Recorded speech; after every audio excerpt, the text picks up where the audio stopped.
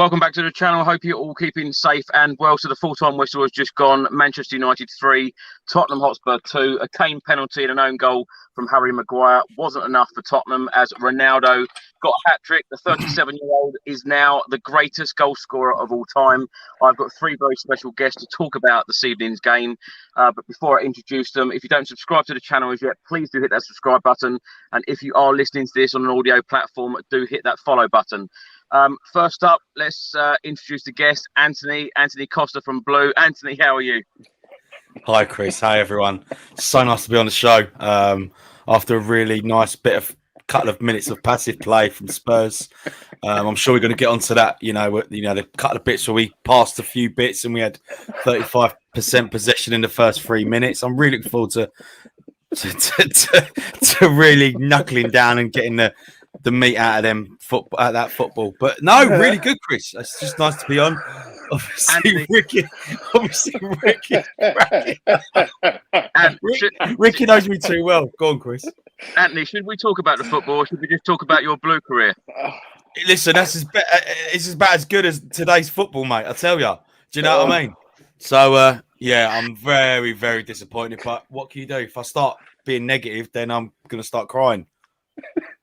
We've also got with us returning guest Ricky Norwood. Ricky, how are you? How you doing, Chris? Always a pleasure and an honour to be on. Was hoping for a better result today, but what can you do? What can you do? What can you do? Is it really always a pleasure to be talking about games like this? Not really, but it's always a pleasure to be on. Do you know what I mean? Because even in the toughest results, I've come. There's many a times that I haven't wanted to come on. I've seen that result. I've wanted to turn it off with the last 15 minutes going on, but I'd continue to watch and then I dread talking about it because I'm too upset. But then you come on, you let it out. It becomes a bit like therapy, and then by the end of it, we always have a giggle, and then I always leave smiling, and I always leave a little bit calmer afterwards. So. That's why it's always an honour and a pleasure to be on, Chris. Yeah, keep drinking your tea, Anthony. Calm yourself down. We've also got Craig with us. Craig, how are you doing? I'm all right. It's the second loss I think I've been on in a row, isn't it? So thanks. You're the new Melvin. You're the new Melvin, Craig. I am. I'm moving to Malta. Me and Melvin are sharing a 2 up, 2 down in Valletta, I think. So. Melvin Runkle, he FaceTimed me thingy the other day, so we had a nice chat. So yeah, he's a good lad, Melvin. But I don't want to become the new Melvin. I love you, Melvin. I don't want to become. Oh my god! Yeah. Listen, as soon as I saw Melvin was on for the Middlesbrough game, that's when I put my head in my hands. That was before the game even started. I was like, oh man, here we go. I can't believe it. Yeah, I tell you what. I'm going to read out our results from the calendar year of 2022, right, to show you how inconsistent Spurs have been. Now, in the Premier League, win, lost, win, lost, win, and now lost this evening. Anthony, 5 wins, 5 defeats in the Premier League during the calendar year of 2022. It is about consistency now. Certainly the business end of the season. We've got 11 games left in the Premier League now. I know later on in the show we'll come on to where you think we'll finish. But what did you make of today's game? Do you know what? Jokes aside, first 10 minutes I thought, okay, because obviously me and you talk a lot, like I do with Rick as well. You just don't know what Tottenham's going to turn up. So yeah. I thought, do you know what? Let me just see it with open eyes. Started watching it, obviously 10 minutes. I thought it was all right, doing a bit here and there, not being afraid. And then, as you said, the greatest player in the world. You give him too much space, he's going to punish you. And we got beaten today by Ronaldo FC. Man United didn't really offer us anything to sort of warrant them winning. But obviously the end result is they got 3 points and we didn't. Now, I'm not going to have people say to me, yeah, but we deserve a win because we didn't take our chances. We got into so many good positions. Reguilon again. How many times you want to get into positions and you not cross the ball? And when he did, look what happened. He got an own goal from Harry Maguire. You've got to, if these wingbacks are so important to Conte's system, and unfortunately, we haven't got that. We ain't got good enough wingbacks to push on to get us over the line and get us results, because that's how he plays. And unfortunately, until that happens, we just got to swallow these defeats. And Monday night was a fantastic result, but it does paper over the cracks that we do need a lot of changes. Yeah.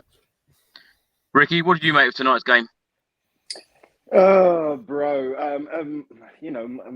Just to jump on the back of what Anthony said there, Man United didn't really trouble us. It was Ronaldo. And when you look at it, I mean, it was like 2.5 mistakes, really. 2.5 mistakes. The first goal that Ronaldo scored, you could say that's half a mistake because we allowed him way too much time to shape and shoot, and nobody charged him down. So we've given him that amount of space to score that goal. The second one, that's the mistake there. That's a whole mistake right there because Reguilon, he's there showing his arm to be like, let's keep in line, but he's keeping his foot, I don't know where, and playing him onside. So there's your mistake there. And then the second real mistake was that corner when all of the boys bunched up. I don't know what was happening there.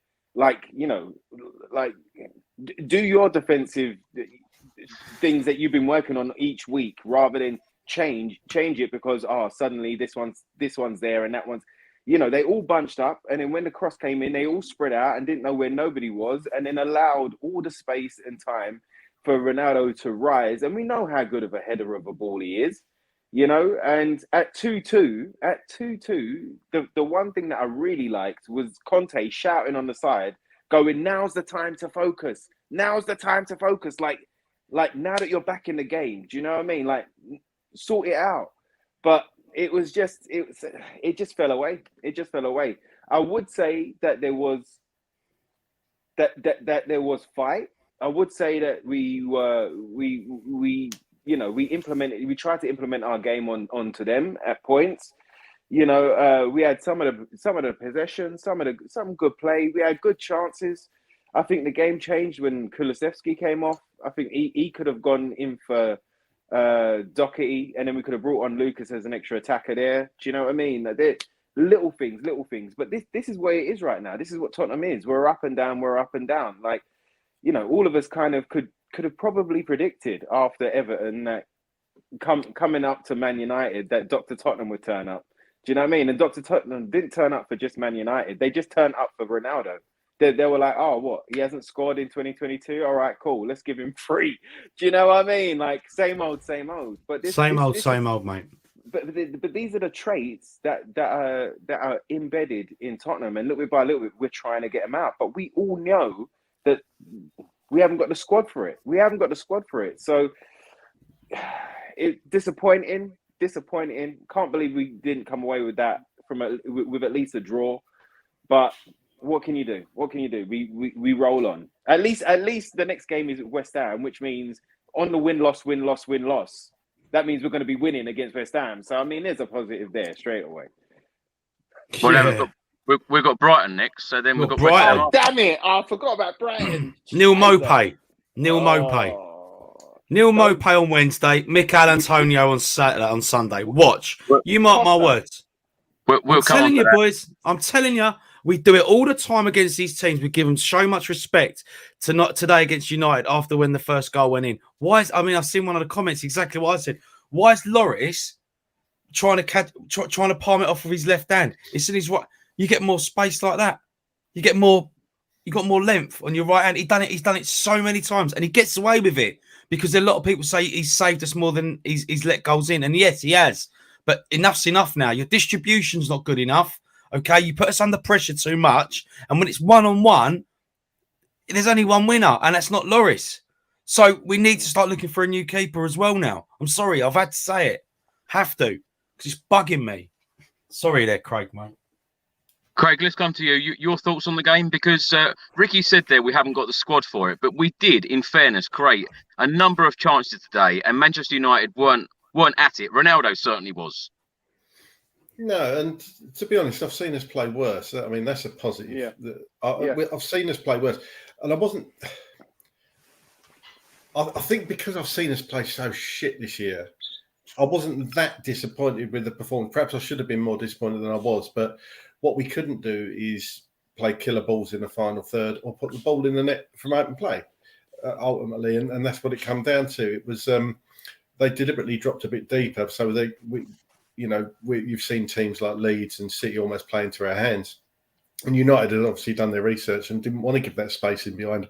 As it happens, it didn't matter tonight because Son had carpet slippers on again because he spent more time on the floor than the rug by my front door. It was unbelievable. He didn't have a particularly good game. I think that you could say it for a few of them, but Son was disappointing again tonight for me. The game as a whole, I thought United were there for the taking. I wasn't worried about this game. Actually, United and Old Trafford doesn't hold the same fear it did 10 years ago, that's for sure. And this team is not a patch on what it was 10, 15 years ago. You certainly shouldn't be scared of Manchester United. And as I say, it was a great opportunity and like typical Tottenham, another opportunity missed. But I'll go back to what I said in the previous video I was on. I think Jason McGovern said it, don't get too down with the lows and don't get too excited with the highs, because that's where we are. That's the sad reality of where we are at the moment as Tottenham. We win one, we lose one. We win one, we lose one. And I'm convinced it's going to go on like that for the rest of the season. If we'd beaten United tonight, I might have had a bit more faith. But, that top four's gone now for me. If we had the slimmest of chances, it's certainly gone now, Chris. Yeah. Well, in the game, both teams had 10 shots. Manchester United had 6 on target. We had 3 on target. After the game, Antonio Conte said, we didn't deserve to lose the game. We played a good game. We have to show more experience to manage the game, when to be calm and when to not to hurry. You don't buy experience. You learn from these types of games. We're conceding a lot of set pieces. We have to improve a lot. Anthony, do you agree with Antonio Conte? We didn't deserve to lose the game tonight. I can see where he's coming from, the frustration, but it's brain farts all the time. It's set pieces, corners, free kicks. We just can't defend them, Chris, no matter who's in charge. We had it under Jose, we've had it under Poch before that, we had it under a few times with Mason, Nuno. No matter who's in charge, there's always someone in that box makes a mistake and it gives the other team a chance to score. So we can't sit here and criticise that, because he's frustrated. As you said, Ricky said, when we went 2-2, he went, right, now's the time to get your mind on it. And again, we give away a corner. And they got a chance to score. How many corners do we have? It was the way that they defended that corner, though. That was criminal. Oh, it's just flat foot, Rick. Flat-footed, bro. Exactly that. Just all the time. I think I saw a stat on Twitter, something like Manchester United have had like 150 corners this season, and they've scored from one of them. And of course, that's where they scored their winning goal. Get in. We broke their record. Come on, you Spurs. Well done, Tottenham Hotspur. You know how to make people good. The record we seem to break is just incredible. It's a joke. Mistake FC, as I always say, mate. Always. Ricky, let's come to you. Let's talk about the starting 11. It was probably as expected. Hugo Lloris in goal, the back three of Romero, Dyer and Davis, the wing-backs, Matt Doherty and Sergio Reguilon. In midfield, Bentancur and Højbjerg, the forward three of Kulusevski, Heung-min Son and Harry Kane. Of course, the one change for Spurs was forced because the injury to Ryan Sessegnon. Happy with the starting 11? I mean, that's the best starting 11 that we could have put out. So, yeah. It was to be expected. It was tough. It was tough today. I mean, there was a couple of poor performances as well. I don't think this was Bentancur's best performance either. I think he lost the ball. He fell asleep a couple of times on the ball today. I don't know whether he heard those Tim Sherwood comments during the week. Tim Sherwood, man, do me a favor. But he's been Spursed, Rick. He's been Spursed, mate. The curse of the sideways pass. And then Doherty today, Doherty's had some improved performances. We've all kind of had a go at Doherty, and rightly so, when he's not turned up and he's not been a player. But recently we've given him some praise because he deserved it. But today, I mean, there were some good bits. There was some good overlaps. He was putting in crosses and stuff like that. But the amount of times that he passed straight to a Man United player, and it was a slow pass as well. Like I didn't understand that as well as like Sonny slipping over 14 times today. There was so many little things today that just didn't bounce our way. And even like the second balls, there'd be like a kerfuffle. A couple of players, they would kind of they would hustle with it, and it would just bounce to a Man United player straight away as well. Do you know what I mean? I've got to say as well, because I know we're going to mostly be talking about Spurs, but Man United, what a bunch of crybabies. Oh my gosh. What a bunch of crybabies.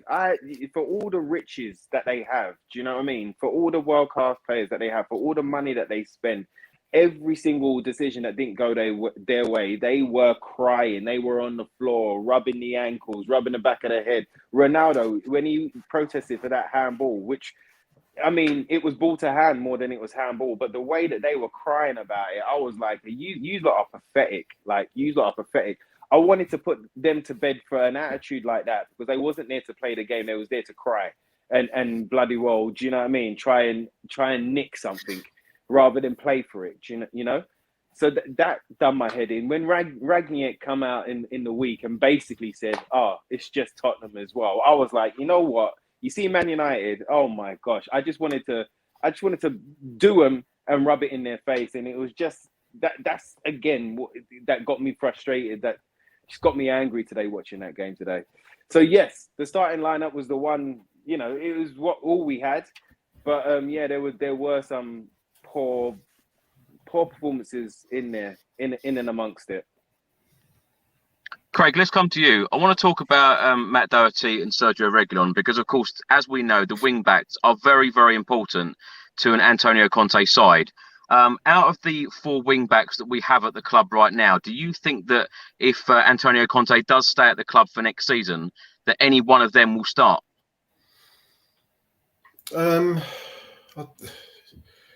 We need help in those positions, don't we? Obviously, I think actually we miss Sessegnon because I think he's been playing pretty well lately. Actually, he's gone above Reguilon actually in my books for that slot. To be honest, so it's a bit gutting for him that he got the injury. Now, for me to say this, Doherty has deserved his place over Royale, and that's saying something, isn't it? But Doherty's been pretty good last 2 performances. Didn't have his best game tonight. As Rick said, you know, the system he wants to play relies on those wing-backs so heavily. They've got to be the fittest players in the squad. They've got to be the most dedicated players in the squad. They've got to be the most concentrated players in the squad. They are so important to the whole team and how it all knits together, aren't they? And, you know, to say, I don't know. I genuinely don't know. We need strengthening in those positions, but we need strengthening everywhere else because, again, we had Lucas and Bergwijn on the bench come on, change the game. Not quite sure why Harry Winks come on, to be honest. I'm not sure how that was going to get us a goal back. But, we need strengthening in those positions, Chris. I'm not sure. Yeah, for me, if you're asking me, I'd certainly get rid of Emerson, send him on his way. Doherty, in an ideal world, you get rid of both. I think the left. I think I think we're okay. I think Reguilon could learn that position, but of course Real Madrid could come in from in the summer and just take him back anyway. So they might take that decision out of their hands, mightn't they? In which case, you're one light there anyway. So work to do, I think, is the phrase that's needed, Chris. To be honest. Yeah, absolutely. Anthony, let's come to you. Now let's talk about the game itself. In the 5th minute, Heung-min Son, good run, played it to Harry Kane. He seemed to wait for Matt Doherty to come into play and want to pass the ball to him rather than have a shot himself. What do you make of that incident? Just unlike Harry Kane. Yeah, I just thought, what it's it. You got to test the keeper early doors, and you know, tell him, you know, to make sure that you tell him that he's there. But he waited and waited for Doherty to come out. I thought that just seemed odd to me, man. I mean, I forgot about that until you just reminded me now. But again, we just seem to not take our chances against these sides, man. These top 6 sides ever. Bar Man City the other week, all right, we won by the skin of our teeth, and it was a great game of football. None of us have convincingly beat these top 6 sides and gone, I can sit here and go, blimey, and when we hit that went in, and when he hit that went in, and just make these silly mistakes, man. And it's just 40 years of it, mate. It's just doing my nutting. Absolutely doing my head in. We just bottle it all the time. All the time. Well, when it comes, we've bottled it since... Yeah, he's right. Yeah. It's right. It's so much deadwood there that need to go and need to go. You know, the minute that season ends, June 1st, they need to go straight away. You could take it back earlier than that, and though. I mean, how many semi-finals we've been in since the final in 2008? 100%. I mean, we was in the final in 2009. Don't forget, we lost. That. Yeah, so lost the penalties. You know, that's what I mean. It's always these games, isn't it, Craig? You're right. Spot on. How many finals and semi-finals? And there's a few people. Oh, well, I'm here to win trophies. Well, you've been given chance after chance after chance. Turn up in them games when we need you the most. You know, am I allowed to criticise Son today? Because he was terrible. Totally. He was terrible. You know, and he's not been great for the past 3-4 games. Okay, he scored the other day, but still not great. The Sonny that we know and know that he's got the amazing ability. But imagine if Conte subbed him off today. Everyone would be going mad. So his hands are tied. Even though he's the manager and what he says goes, there's 2 players that are untouchable, and that's Son and Kane in some Spurs fans' eyes. But when you criticise certain players, the people come down on you like a ton of bricks. Anthony, please don't shout at me here, but I've got to ask the question. Will you take any positives from tonight? Oh. No. I thought you were going to ask turned up. Winks. No, I'll save that one till later. No, I think the positive was what is the positive? There's none. I don't think we got any injuries. No injuries. A lot of people are saying, "Well done, Romero, for going in Harry Maguire's face." But 5 minutes later, they went up the other end and scored from a corner. So mugged ourselves off again. You know, we need to stop taking the mick out of other teams around us, because we need to look at ourselves first before. Let's take the piss when that season ends, and we're hopefully in a better position, because I'm fed up of it, getting mugged off all the time. I did giggle when I saw him do it, but then I don't really like to see that. You know, I mean, that's fair dues, Craig. The game was still going on, and is what I meant. That's what I'm saying. Yeah, exactly. You know, if he'd actually defended, or if we'd actually defended that corner, you don't give one of the best headers of a football in the world that much space. You don't put Matt Doherty marking one of the best headers of football in the world. You know, I don't know where I would imagine Dyer was marking Maguire. I don't know, but Harry Kane tends to take up that front post spot, doesn't he? But why aren't we putting a better header of the ball? Somebody you know, Doherty. Would you say one of his best traits is heading a football? No. So why have we got him marking one of the best headers of the football? And that's that what I mean, should have been worked out before the game started. Exactly. And I think Romero came in, and obviously Ronaldo with his strength, but Romero out of the way.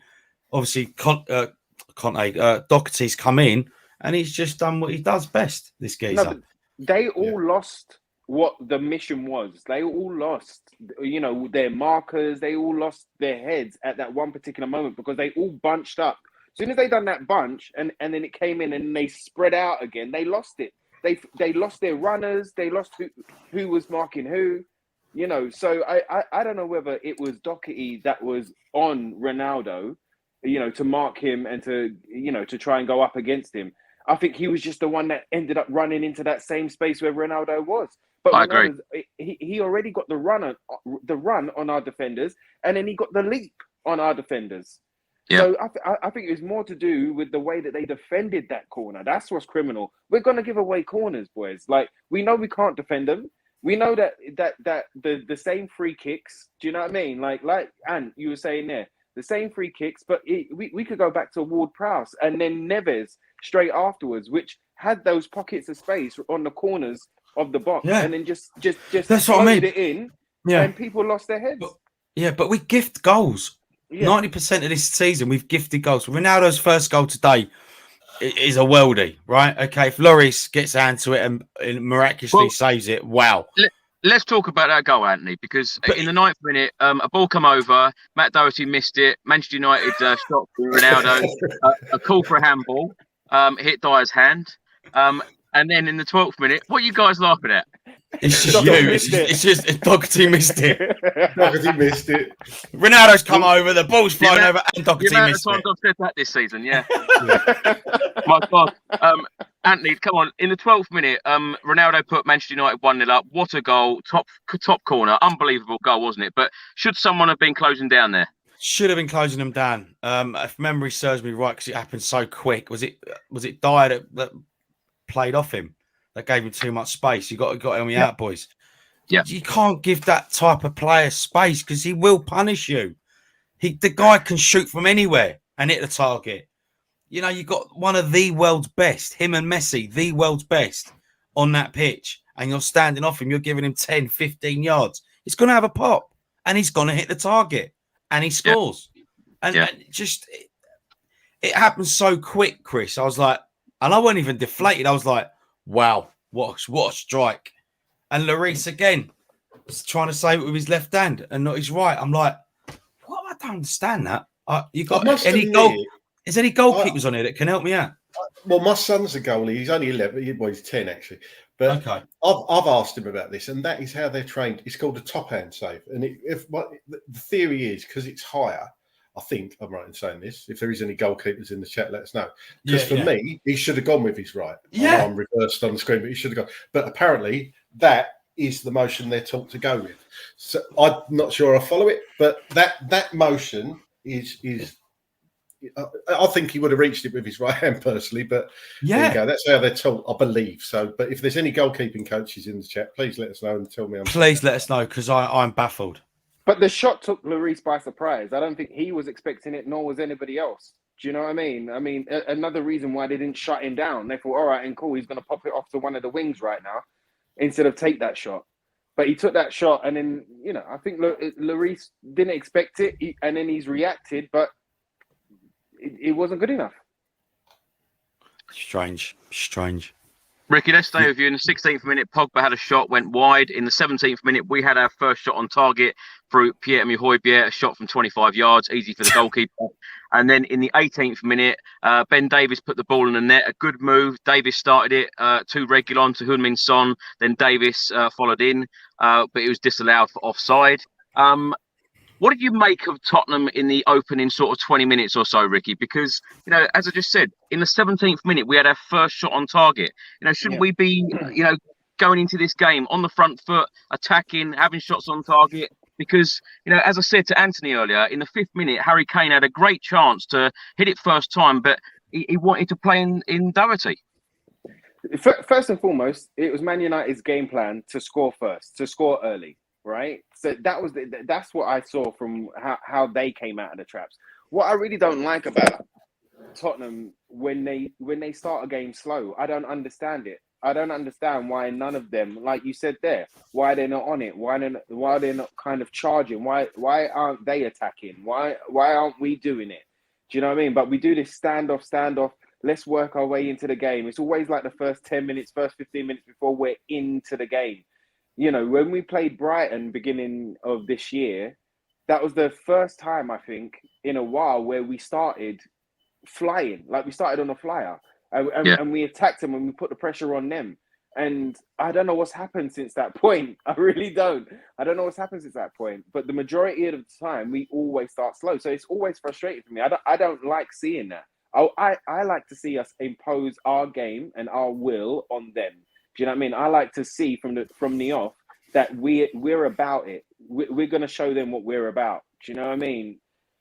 And when it doesn't happen, it is frustrating. And it does encourage the opposition to kind of start playing their ball, start playing their game, and encourage them to gain a bit more confidence in their game. And it was just, you know, when that first goal went in, I was just like, oh, come on, like what's going on here? You know, like it's like. But were you surprised, Rick? Were you shocked? I wasn't surprised.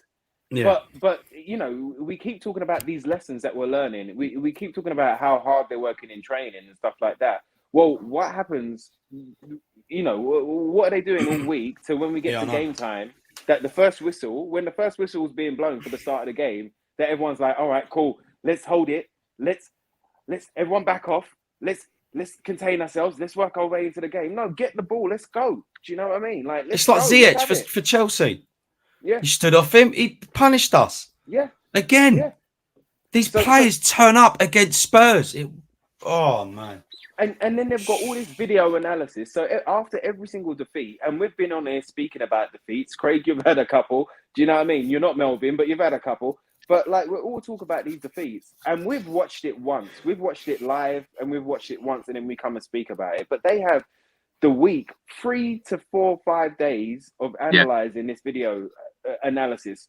When are they going to wake up? Do you know what I mean? When are they going to recognize that they have to start the game on the front foot for us to have any hold of the game? Do you know what I mean? We have to make them worry about us and not worry about them all the time. It just encourages it. It's the same thing when we would normally go 2-0 up and then we start sitting back. I hate that.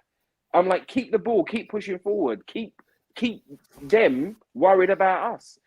But it's a lesson that hasn't been learned yet, and it needs to be learned real quick. Ricky, I want to ask you the same question I asked Anthony. Do you think that we deserve something out of this game? Yeah, I do.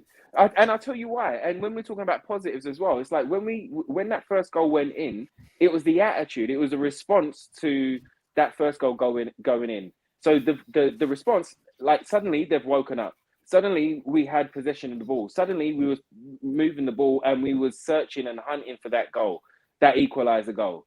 You know, so to see that response and to see what they had in the game, even when they scored the second one, we had another response to that. Do you know what I mean? We didn't collapse. We didn't falter. Which we have seen. We saw it under Nuno. We saw it under Mason. We saw it under Mourinho. Where there's certain times where the boys just give up. They're like, all right, cool, they're gonna win today. All right, cool. And we just allow them to play their game for the rest of for the rest of those 90 minutes. But today there was a response. There was a will. There was a bit of fight in there. It was like they all had ice skates on. It was just like they couldn't do what they wanted to do today.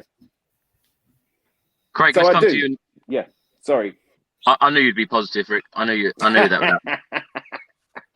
Craig, let's come to you in the 23rd minute. A cross come in, Ronaldo headed wide. In the 26th minute, Benton Kerr headed to Eric Dyer, who then had a header cleared off the line.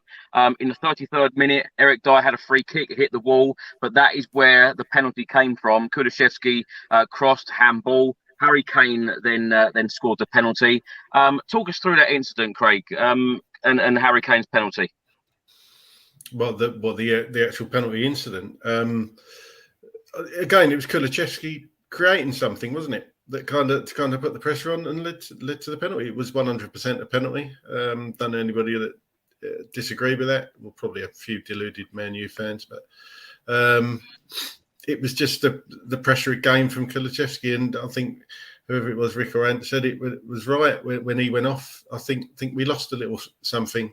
Yeah. He's not blessed with electric pace, is he? But he's certainly won me over personally. I as I've said on here before, I like to see fast wingers, but I'll tell you what, he brings something a little bit different. And without him, we certainly look a little bit light on creativity.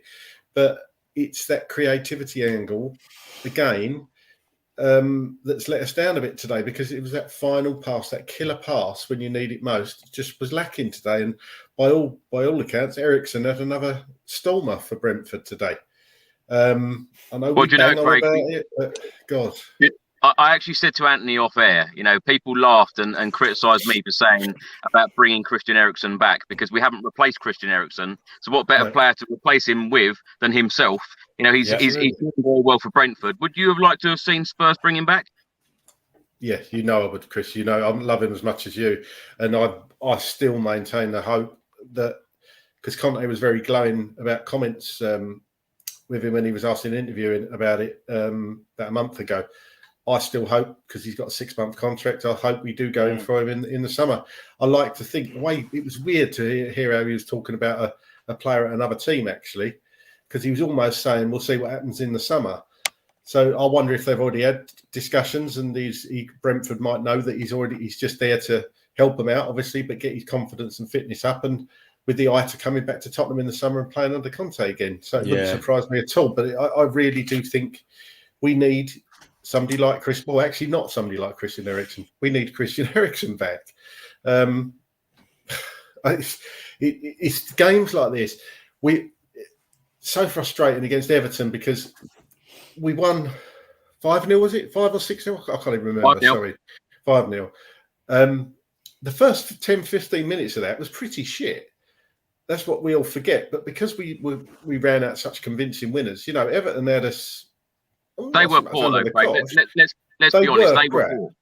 They were crap, and we made, they made us look like prime Barcelona, didn't they? But, and that's the thing with Tottenham. Things like that happen. People get excited, me included, and it papers over the cracks. Like Ant said, it papers over the cracks. And little things like that have been happening all season. And you were right, Rick, what you said about pressing. Harping back to the Poch days, we look so much better when we're pressing and pressing and pressing. But we were doing that a bit in the second half today because United were letting us do it. But we didn't have the players to unlock that defence. And again, before we had Christian Eriksen and the players like that to unlock defences. And we just couldn't do it today. And Kane didn't have a brilliant game and Son was terrible. So, not going to do much with that. Yeah. Anthony, I'm sure this is a question for you now from Kev. Week after week, our players keep slipping. Why? Why is it, Anthony? Why? Mentality, Chris. Mentality, mate. It's something's embedded in us, mate. I don't know what it is, but I honestly believe we're a cursed club. Do you think Antonio Conte will change this mentality? Because you've come on this only if he's backed, Chris. Only if he's backed, brother. Only if he's backed. If he's coming into next season and we're all scrapping and scraping for signings and etc. and it's the signings that he doesn't want, he'll go. No two ways about it.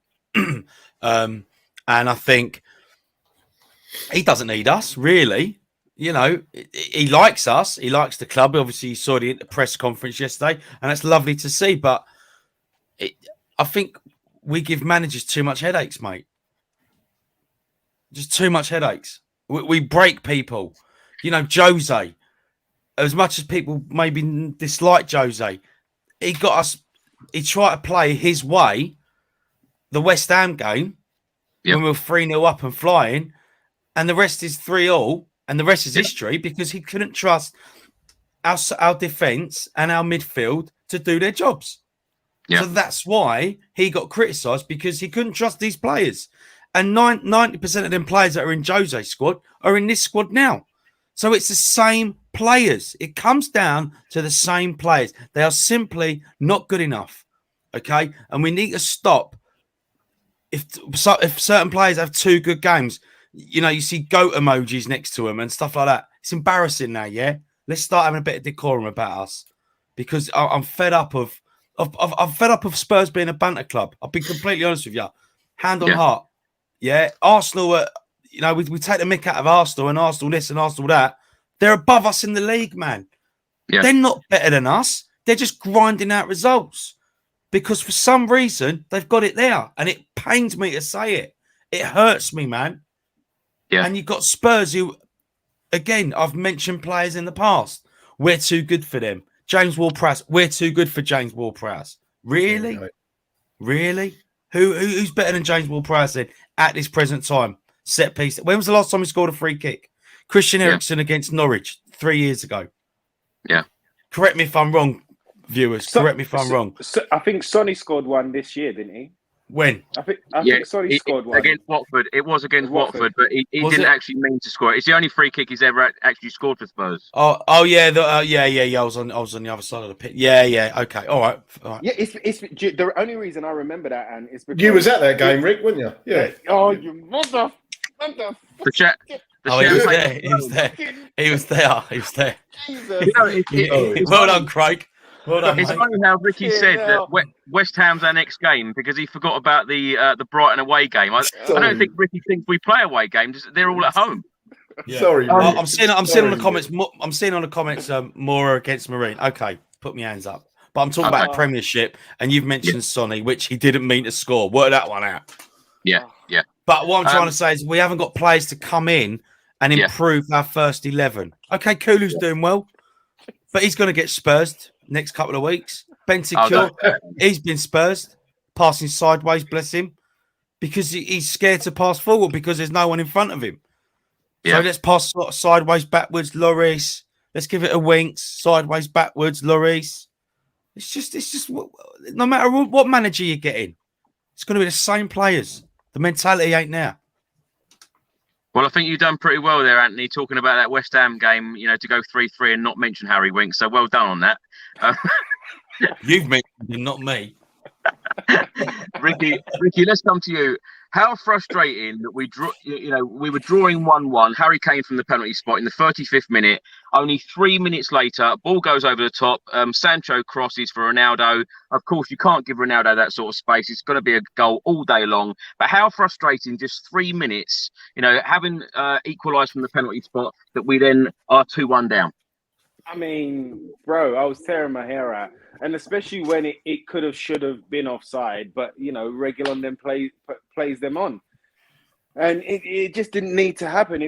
If they were all playing like a unit, then that would have been an offside goal. So that was even more frustrating, bro. Pulling my hair out with it. 3 minutes later, I was like, come on. But, Ronaldo was on it today. And we allowed him to be on it. Ronaldo loves scoring against us. As soon as I saw he was back, I mean, it was yesterday when they was like, oh yeah, he's fit. And then I was like, here we go. Of course he's fit. Of course he's going to play. Of course he is. So yeah, it's just so unnecessary, bro. So unnecessary for us to concede that second goal there. I mean, especially like you say, 3 minutes after we've just scored. I mean, come on. Like, where is that mentality? Where is that kind of, let's square up a little bit. Let's defend properly. Let's get the ball. Let's impose our game. It wasn't there. We were celebrating and, got high off of the celebrations. And then just 3 minutes later, we're 2-1 down again, so it's again, like the first goal, it wasn't surprising. But just really disappointing. But it's in there. It's in Tottenham. It's a trait. And it's gonna take like Ant said there. It's gonna take like the summer to get a load of people out and a load of people in for that mentality to change. And also, sorry, Rick. Go on, Ant. Go on, bro. Listen, I when I say transfers to come in, of course we want to see transfers. That's what summer's all about.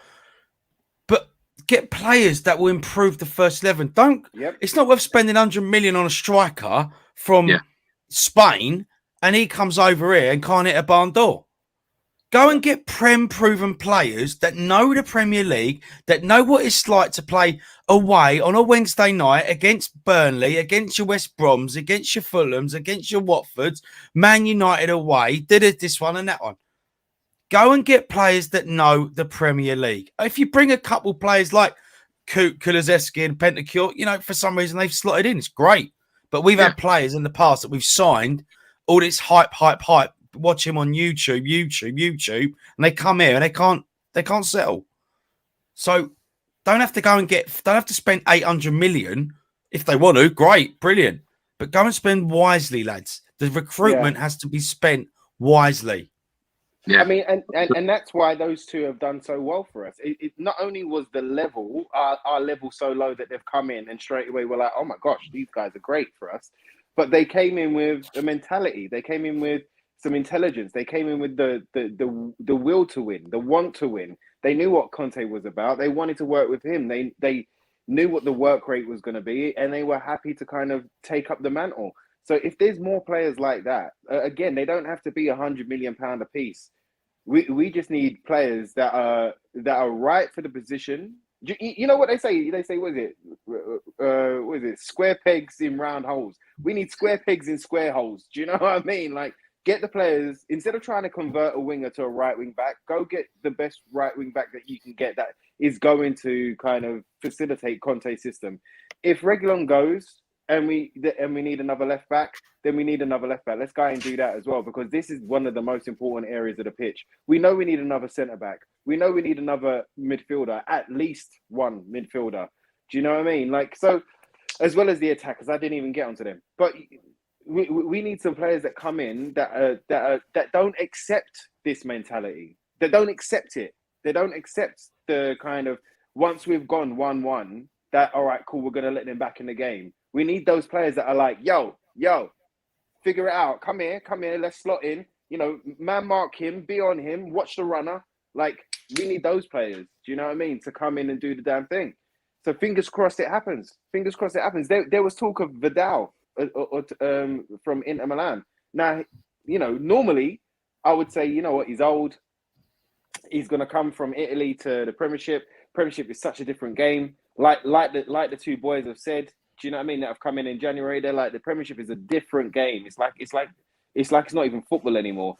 You know, so I would have all of these reservations with bringing in somebody older like that. But then I think I think that's what he wants, Ricky. I think Antonio Conte will certainly be targeting some experienced players in the summer. Yeah, why not? If you're getting Vidal, why not? That sort of player. Yeah, go on. No, I'm just going to say that this is where I was at with it. So all of those reservations that I would normally have, I've put to one side, and then I think back to when Edgar Davids came into this club. When Edgar Davids came into this club, I was at the friendly, you know, the pre-season, the last friendly before the season starts. Yeah. I was there with my little sister, with my dad, and we watched that game, and we were pretty flat for the first half of it. And then when Edgar came on, I think it was about 55, 60 minutes. When he came on, everything changed. The whole level of the side was risen. Do you know what I mean? Like, you know, he did bring a mentality. He did bring, you know, the fact that there was a true winner that is won in multiple countries, in multiple leagues, you know, that has come on and is playing for us. Suddenly, the concentration levels went up. Suddenly, the energy went up. Suddenly, the will to want to win went up, you know. And if someone like Vidal can do that for us, then I'm all for it. Craig, let's come to you. Probably an unpopular opinion here. Stephen writes, drop Heung-min Son for the Brighton game, start Steven Bergwijn. Do you think that would ever happen? Or do you think it should happen? I think Sonny, it'd be lovely to turn around and say that nobody's undroppable. And Rangnick kind of proved that at Manchester United when he dropped Ronaldo, and look what he did to us today. But I think Sonny does need dropping, to be honest with you. And you could argue Bergwijn deserves a start. I personally don't think Bergwijn's good enough. Do I think Bergwijn's better than Son? No. Is it possible? Could he have a better half than Son in any given game? Yes, definitely. On Son's recent performances, definitely. Why not give him a run out? Put Son on the bench. Because he's not been doing it, has he, Chris? Really, we know what he's capable of, and he's just not been at the races. And I don't know. What the question earlier, wasn't it? Why is our players slipping so much? I don't know if that was an actual question talking about falling over, but I think the blades they all wear. What's good with an old-fashioned stud?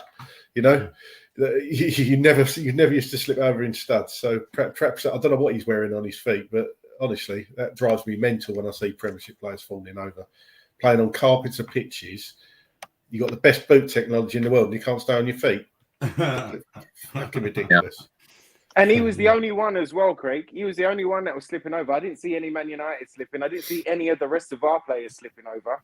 So I don't know, mate. Maybe he was wearing AstroTurf boots. I'm not, because I don't even think it was blades, bro. It's one. Perhaps he turned up. You know, like the kid that turns up. Oh, where are your boots? Oh, my mum didn't give me my boots today. Yeah. Why are you turned up in Astros? Perhaps that's what happened.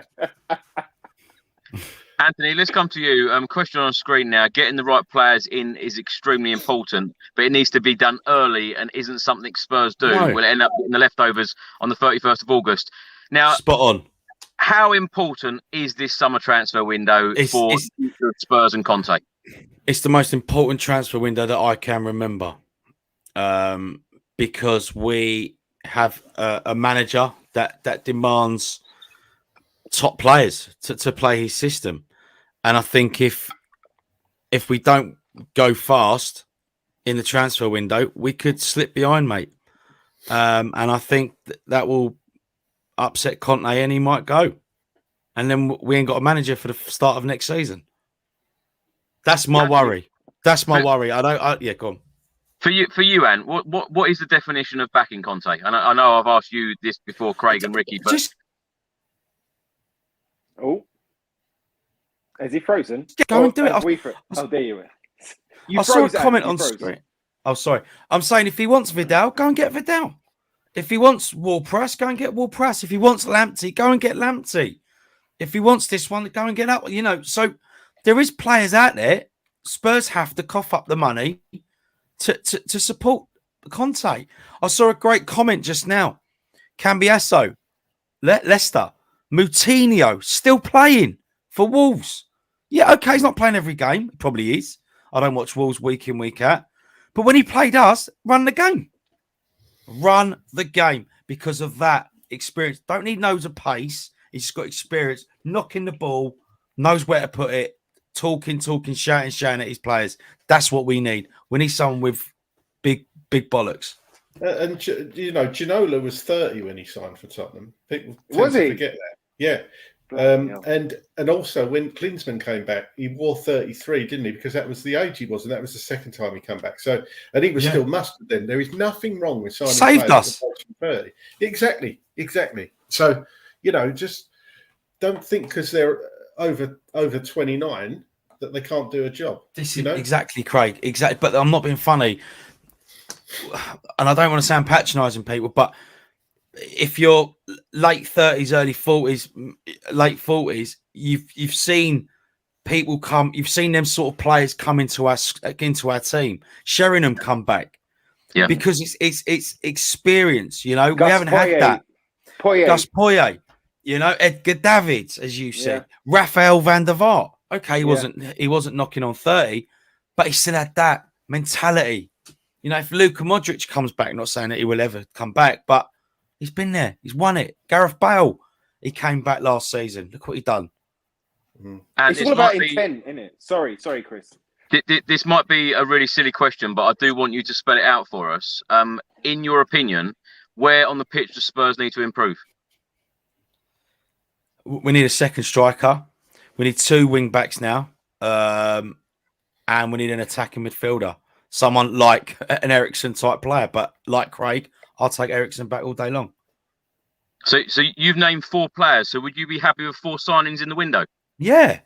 If they improve us. Not, this geezer's going to be mustard in 2026. Don't want to hear that. I don't want to hear that. I'm not interested. Go and get players that can slot in the first 11 and kick on come the first game of the season. I'm not having this, he's going to be really good in come like May, June 2025. He's going to be really, really good. I don't want to hear it, people. I'm not interested. Yeah, because you're right, Ant. You're right. Sorry, because you're right, Ant, because they said today, I was watching the Liverpool game, and they were saying, if you haven't got Salah, Mane, Firmino, you've got Jota, you've got Luis, you know, you've got...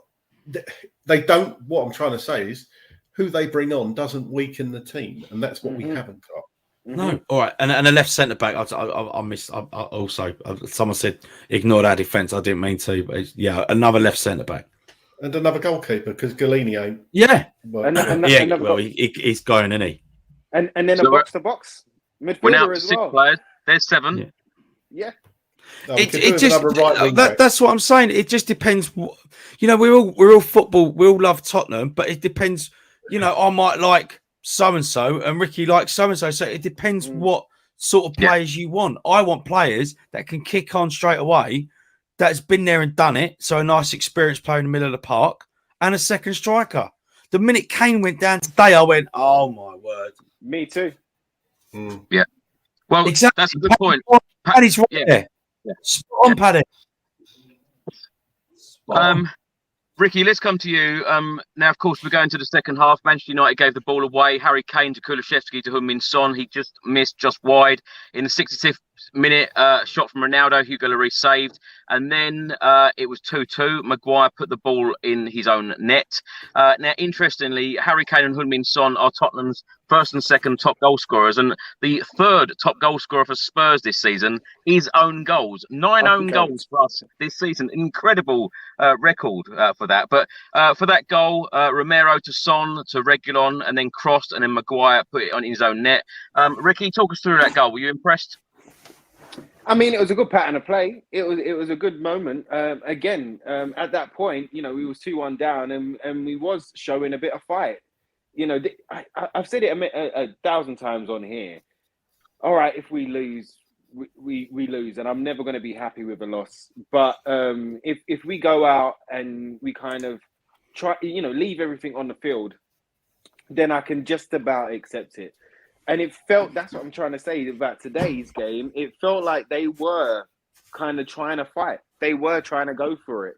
And at that point, especially kind of trying to bring it back to 2-2, trying to go for that second goal, for them to do that type of pass and play, and, that it was almost a team goal. Do you know what I mean? Because the team were like, we're going to go do this. So for us to kind of score that equaliser, or for Maguire to score the equaliser, I think it was deserved at that point. We had the possession. We had a couple of chances that we missed out on, that you just said there. Sonny's effort that went wide. I think Kulusevski had a couple of opportunities too. There were a couple of crosses that went into the box that were either just in front or just behind the player today. They wasn't on point today. So, we deserve to score that equaliser, and the whole game we deserve to at least minimum a draw. Were you surprised though, Ricky? Because we got that equaliser in the 72nd minute. Just 6 minutes later, Lucas Moura come on for Kulusevski. Are you surprised that he went off? Yeah, I am. I actually would have, like I said earlier in today's video, I actually would have dropped Kulusevski to right wing back and maybe brought on Lucas up front for a bit of pace, or the other way round, either which way. But I would trust Kulusevski in the right wing back role more than I would Moura. I was surprised that he went off. The thing is with Kulu, or Deki as he likes to be known, the thing is with Deki is that he's very intelligent. He doesn't make the obvious pass all the time. Do you know what I mean? He doesn't just cut back, whip it in. He gets kind of these odd, unique passes that turn the opposition's defense, that almost confuses them a little bit. So taking him off, and especially after the last couple of, the last 4 or 5 games that he's played, he's been growing. He's been going strength to strength. Middlesbrough, he did look a bit tired come 60, 70 minutes. And maybe that had something to do with it. Maybe, Conte could see that the energy levels in him were dropping. I didn't see that personally at that particular time. But maybe Conte did see that and thought, all right, and cool, let's change it up. Let's go for it. You could see that Conte was trying. I mean, even when he brought on, I'll let Anthony kind of take the why he brought on Winks. But when he brought on, we'll come on to that. When walked out of the room, bruv. Luckily, it was the 88th minute and not the 45th minute, because I wouldn't have watched the second half. And the first thing he done was lose the ball. Lose the ball. Anyway. Yeah, but hold on, Rick. He's Spurs through and through, mate. Never forget that, son. He's one of our own, bruv. But we had Dane Scarlett on the bench. A striker. We needed a goal. Yeah, I know. Yeah, bring on Harry Winks. Jesus Christ. But I mean, even that, Craig, bringing on Scarlett, that young boy, he hasn't got, there's bags of ability in there. He's only, 17 or just turned 18? But he's a bit like Hill in the sense that the body strength. And with Maguire, Lindelof, or whoever else they had in defence, it's a big step up.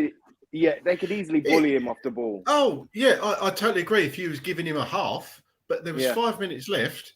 Let's sling him on. Imagine if he'd got a tap in or something to equal the game and what that would have done for his confidence. He couldn't have really, so... I'm with you, but I think what he was doing, instead of bringing on the young one, that's why he kept Sonny on to kind of go Kane, Sonny up front, then Bergwijn on the left, Lucas on the right. Let's go 4 up front. Do you know what I mean? So Conte was trying to get something back out of that game. Højbjerg though as well, boys. Let's not forget about Højbjerg today. I thought he done all right today, Ant. Did you not like his performance today? Højbjerg, he gets in the way of a lot of play. Listen, I ain't criticising him too much. I think he's had a few bad games this season, but I just think sometimes I get told he runs around puffing his chest out. I could do that for $100,000 a week. Do you know what I mean? I thought he done all right today. I thought the one in midfield that didn't was Bentancur, which I was really kind of surprised about. I thought he dawdled on the ball a couple of times. He did. He did. I thought he fell asleep a couple of times. He's been Spurs, Ricks. Oh, don't do it. Don't do it to him. But listen, so I said it, my little nephew's watching. I think Chris met my nephew at the Morecambe game. He's just messaged me going about the Kane. Why didn't Kane shoot instead of and not leave it at Doherty? Yeah. I'm trying to remember what bit that was. Was that right at the the beginning? right at the beginning? Yeah, 5th minute. Yeah, that's what we're talking about. Yeah, Wasn't there another one when Kane headed it? Go on. No, I was just gonna say we know when he's got that amount of space or just that little gap that normally he's gonna fire a shot in there. So maybe he was just trying to overplay it. Maybe this is the kind of the tactics, which was like the guy on the right winger is going to be free. He's going to be more open, where all of the defenders were concentrating on Kane. Maybe he was like, if I can get it out to him, he's going to have a lot more space to shape and shoot. That was my only reasoning with it. It's just ifs and buts and maybes, isn't it? Craig, let's come to you. In the 82nd minute, Manchester United got their 3rd goal. Ronaldo got his hat-trick. He has now scored 807 goals, becoming the highest scoring footballer ever in history. Now, he outjumped Matt Doherty. What do you make of that 1st goal? I just thought it was such a poor concede again. Yeah, and as we've said on here, you know, if somebody's going to break a record, it's going to be against us. So, Craig knows. Craig knows. I want to know how much money Anthony Costa has won over the years because he always predicts this stuff. Do you know what, Chris? I've never betted against Tottenham. I've never betted. I'll have a little laugh and a giggle, but I can't do it. It's not in me. But I do like having a laugh, and the stuff comes right. The stuff comes right. Ask Ricky. Ask Mr. Norwood all the time. He's like, bruv, don't even start, bruv. Like, don't even. I think the one. It's a shame Darren's not on the show as well. The one and you did get wrong. I heard him say when we were playing Chelsea, "You watch, Werner's going to score." Oh yeah, that's it, Craig. Cow's arse with a banjo. So at least there's one. There's one I didn't get right, mate. Joe Linton's my favourite. Joe Linton's my favourite. Yeah. Yeah, Ronaldo, 37, still doing it. 37, unreal. I've always been, who's best, Messi or Ronaldo, and I think it's because I don't really like Ronaldo. He's a bit of a whinger, and Messi just seemed to get on with it. But you cannot deny what that man's done on the football pitch. You can't. 807 goals, absolutely incredible. Unbelievable. And I'll go back to what I said before. You put one of your strongest headers of the ball on Ronaldo, and you stick to him as tightly as you possibly can, and at least jump, because there's 2 goals that I can think of off the top of my head that we've given away where the defender hasn't jumped, and that was Romero against who scored that header against us? Can't remember. Burnley, was it Burnley? Burnley last the other week, wasn't it? Yeah. So yeah, it's like we said. What are they doing in training? What's happened to that big centre back with wiping everything out? Spot on there, mate. It's Ronaldo, for Christ's sake. If you had Shearer in his pomp, who would you stick on Shearer? It would be the best header of your ball in the team, wouldn't it? Yeah. And Shearer leads with his elbow as well, wouldn't he? Exactly. And he didn't mind getting stuck in, Alan Shearer. Not at all. And not at all. Ronaldo, everybody thinks he's a bit of a pansy, but he don't mind sticking his head in where it hurts. Gary Neville said in the commentary that goal he scored in Rome, one where he powered in and leaped from almost the edge of the 18-yard box. Incredible header. He's not scared to get his head in there. And why are our defenders not doing that? You want to see your defenders, if your defender gets a whack on the head, go for it. Imagine something like Terry Butcher seeing some of the way people defend nowadays. Play half the game with blood all over his head, Or Richard Gough, innit? Or Richard Gough, yeah. Gary Mabbott even, it's... Even Mabs. Yeah. Ledley King. I mean, the list is endless, but how can we be so bad at set pieces ourselves and bad at defending set pieces ourselves? Surely they're one of the easiest things you can practice. It is the Tottenham. That's what this is Tottenham.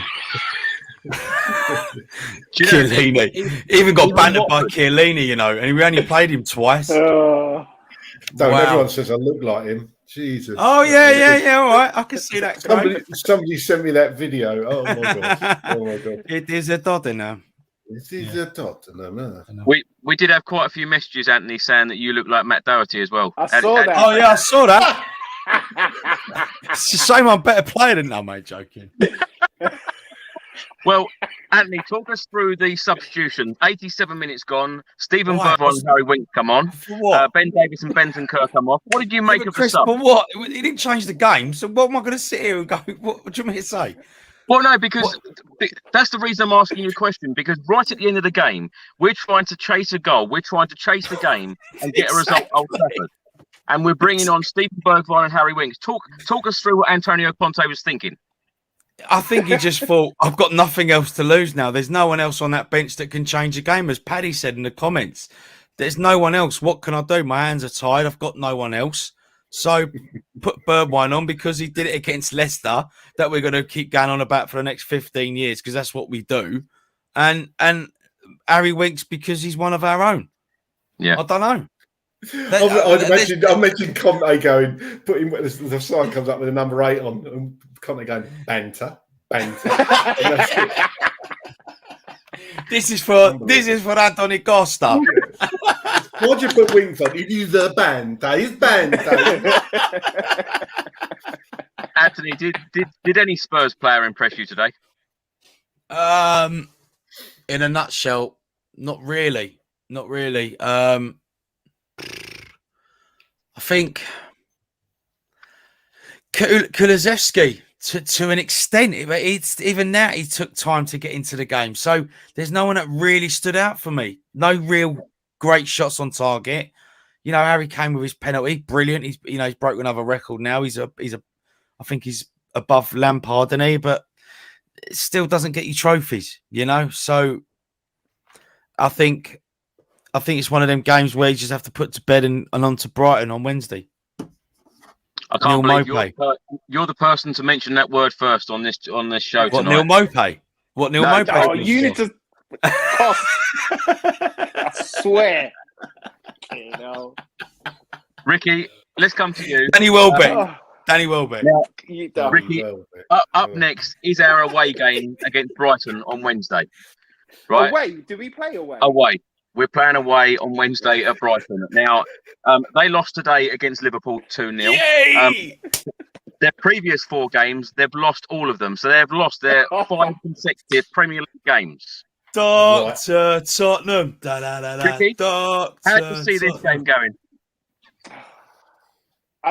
You know me, Chris. You know me. Doesn't matter. I don't care what the odds say. I don't care what form we're in.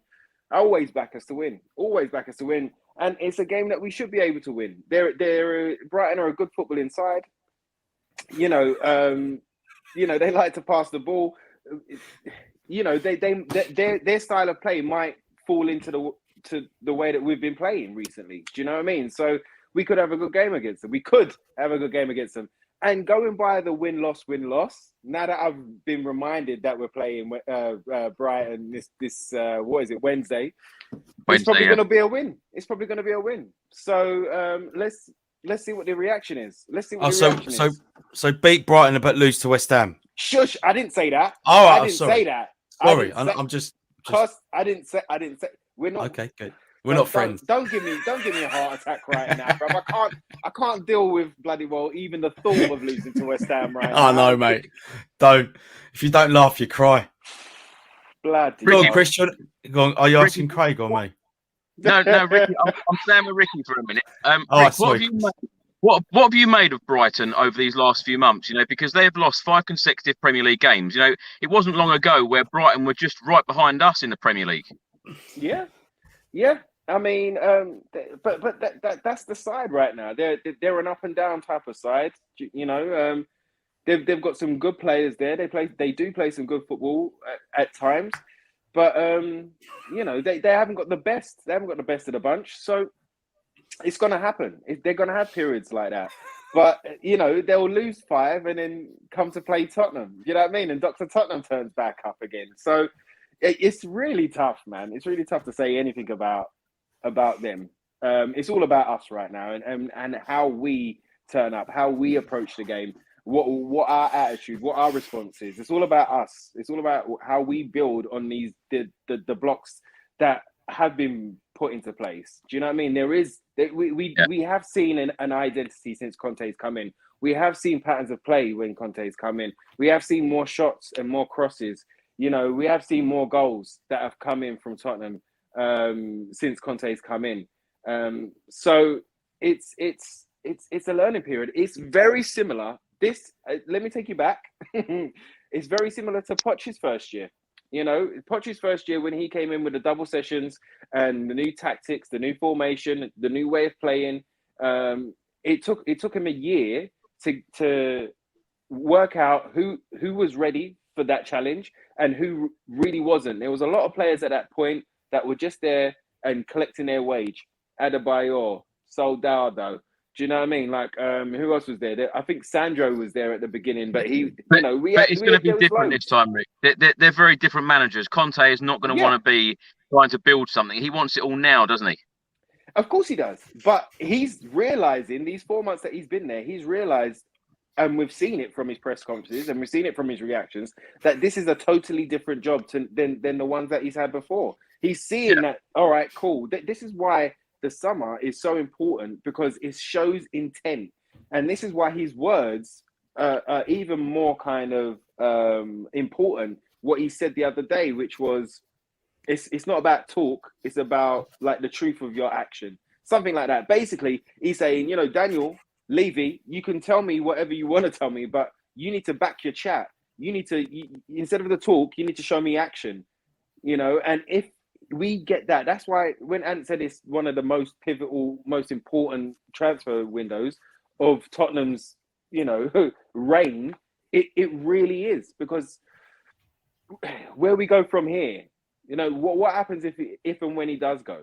I've said this on the last show that I was on with you, Chris, and I said it on Last Word and Spurs last week as well, that look, I know, and we all should know, that Conte will leave. Whether we don't back him as a club and get him who he needs in and get him players that he can actually work with and aim to achieve with, if we don't do that, or he could win the league and then decide, you know what, I'm off.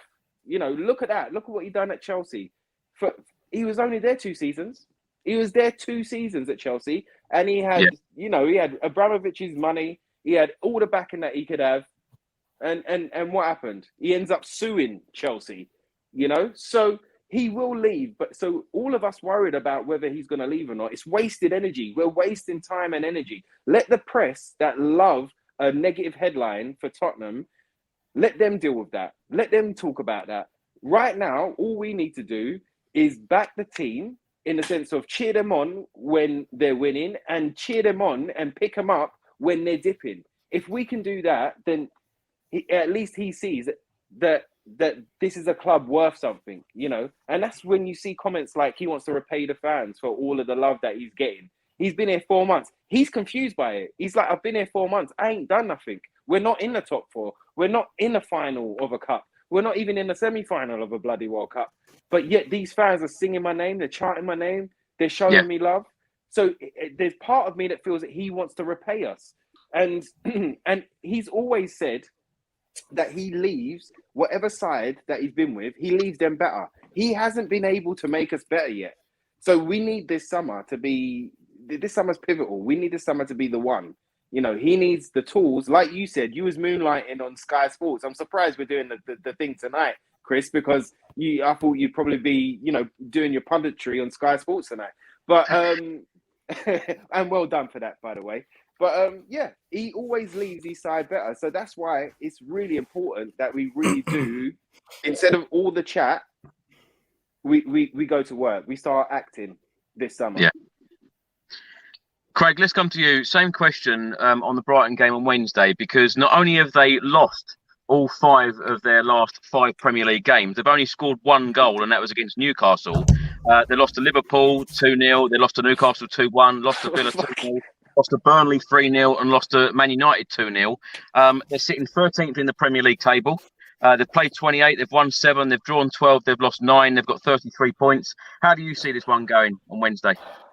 Do you know what? I was laughing at myself then, because you're saying about Conte. Like, do you remember, am I right in saying he came in and he thought we were better than we were, basically, and that he suddenly realised there's a lot more holes, a lot more problems to fix than he realised.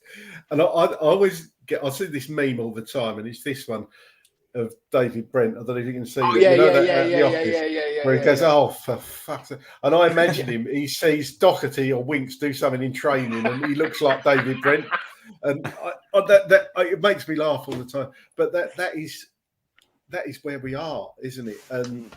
And how do I see it going? God, we probably will win, but I think Harry Winks will come in for Bentancur or Højbjerg because he's got to change things up. I wouldn't be surprised to see Emerson Royale come in for Doherty, to be honest. But as regards the front, personally, I'd drop Son, but is he undroppable? I don't know. You talk about Spurs. I hate that term with a passion, by the way. But Mauricio Pochettino, just talk about him for a second. Watch the PSG game against Real Madrid. And I'll tell you what, if there was ever a case for you can take the boy out of Tottenham, but you can't take Tottenham out of the boy, watch that game because PSG just collapsed. And people screaming out for world-class signings. In fairness, though, Craig, PSG have fell apart, year after year in very important games. Yeah, don't you dare put it all on Pochettino. Thank you. Look at Tuchel. Look at Tuchel, and then Tuchel couldn't do it, and then he's gone to Chelsea and done it in 5 minutes. Do you know what I mean? If you two had let me finish before absolutely jumping down my throat, I was going to say you can't blame Poch for that because PSG is proof. If there ever was proof, and Poch doesn't got much say in who he buys, Leonardo's in for that, and all the people that own it. He's just the custodian of that club, and he picks the team. I'm not convinced he does much else, to be honest with you. But that is proof that you go out and spend millions upon millions on world-class players, and they can't play together. That was kind of my angle. And you've only got to look at Leicester team that won the league a few years back. Not one of those players, I'll say perhaps a couple, Vardy, a couple of others, were household names. Everybody knew them. And that was a team that played together, and the whole value of that squad was probably Messi's left foot. So just because you're going out and spending hundreds of millions on players doesn't make you a good team. And what about the Brighton game, Craig? Oh, yeah. Oh, God. Talk about dodger question. I thought I'd managed to dodge that. You done well. You done well. Yeah, I thought I'd done a proper Boris Johnson there. I generally think we probably will turn up and we'll win the game because that is how we're going at the moment. This is up and down, up and down, up and down.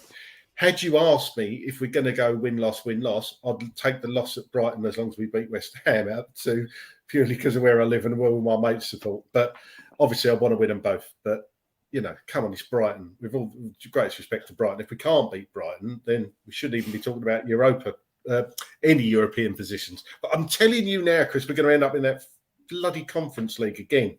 I tell you, you're going to be stuck in a car with Gary halfway over in France again. 24-hour drives. That's what's going to happen. You know it.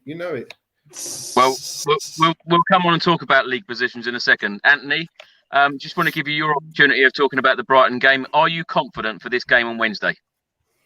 Of course, I like to be confident, but you just don't know what Tottenham will turn up in the first 10, 15 minutes.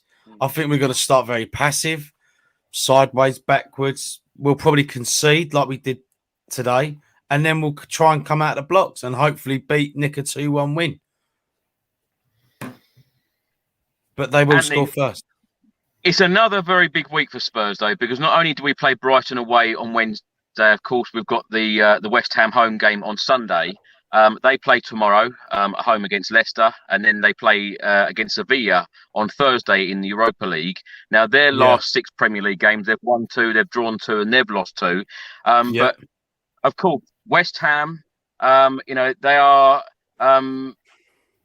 above us, and we need to win this game. This is another must-win game, isn't it? It's a must-win, Mr. Cowlin. But must-win and Tottenham don't go in the same sentence, my friend. So it's just, who knows? I think the occasion, West Ham will be up for it. No ifs or buts or maybes about it. They will be up for it. And we'll be singing, they probably lost in Seville. Yeah, you're crap.